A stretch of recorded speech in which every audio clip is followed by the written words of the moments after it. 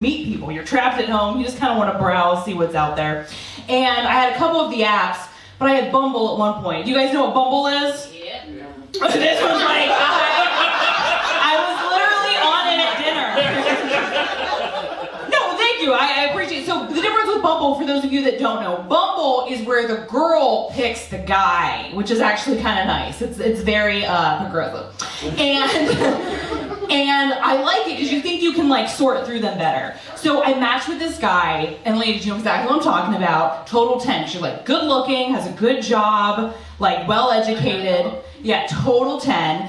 But the minute we match, he writes in all caps, I'm really glad you have hair in your eyebrows. I was like, I did not know that was a requirement. But he explains, and again, still in all caps, he's like, I am tired of women with drawn-on eyebrows. I like a girl with real hair in her eyebrows. And I go, sir, if you like hair in your eyebrows,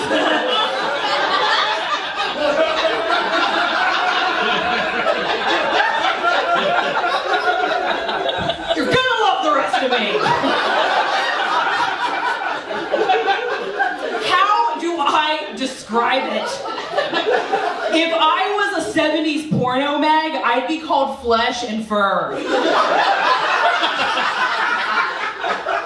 I look like an overbred St. Bernard.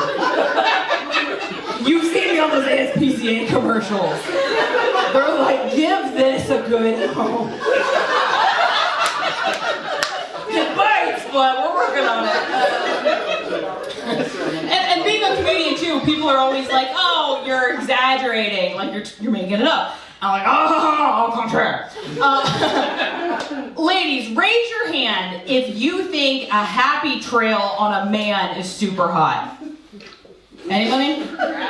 Nobody? No, I love a happy trail. That is the gingerbread. Like, that's the breadcrumbs that lead to the gingerbread house, okay? Take you somewhere fun. I love a happy trail on a man. It's so sexy. I, unfortunately, have the whole goddamn Oregon Trail. You are going to lose all your cattle. You're going to get dysentery, is what I'm trying to tell you. You should not be worried about COVID. You've got bigger problems. It is so bad, I've just decided the rest of 2022, I'm going to start braiding my pubes into cornrows. That way guys know when they're walking into a rough neighborhood. I'm like, woo, 10!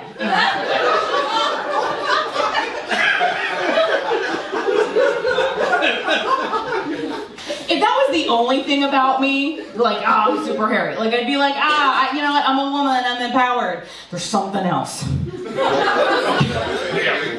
I got super fat during quarantine. And if you've ever gained a lot of weight and lost it, like, if you've ever been through it, you understand how your weight will sneak up on you. And you kind of like realize when it's too late that you've let yourself go. So I was getting out of the shower one day, and I caught a glimpse of myself in the mirror, and I was like, oh my God. My boobs look like two deflated balloons tied to a mailbox the week after a birthday party.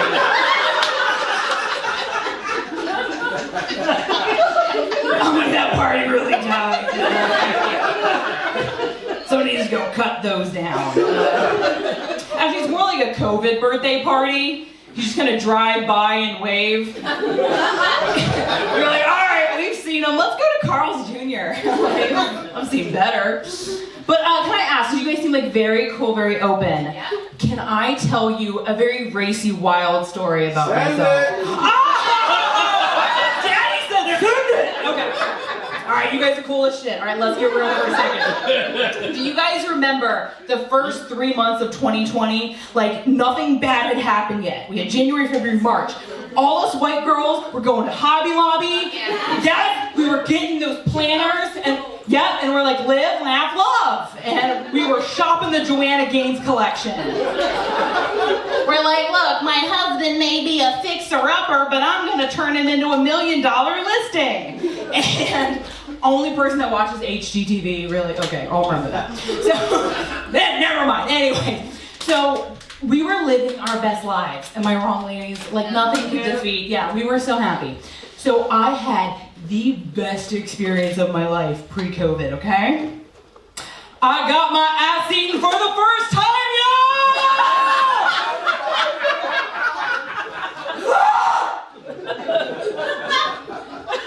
y'all! Big fan. Love it. How to describe it? My best friend Bailey was like, what was that like? I said, the only way to describe it, it's kind of like the ice cream cone licked you.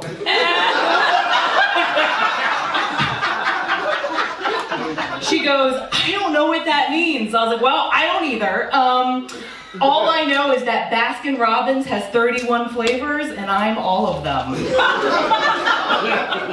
Even better, flip me over, come inside me, and nothing drips out. We call it a blizzard.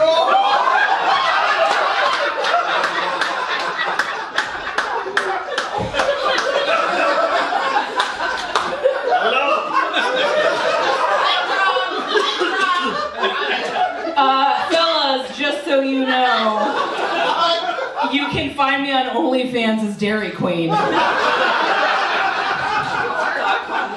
Best part of that joke, I first told that story to a room of 500 people at a comedy club in Baltimore, not knowing my father, trying to support his youngest daughter, drove a few hours to sit front row. And it's so dark, like sometimes, up on stage we can't see very well. So I don't even see my dad in the front row until I finished that joke and we lock eyes. And just in Doug's eyes, all I see is, I just want to die. I'm so sorry, Daddy. I thought I was going to be better. Speaking of Daddy, you've been very receptive to my comedy. Can I ask you a very personal question? Oh, you're so nice. Do you like to be called Daddy in the bedroom?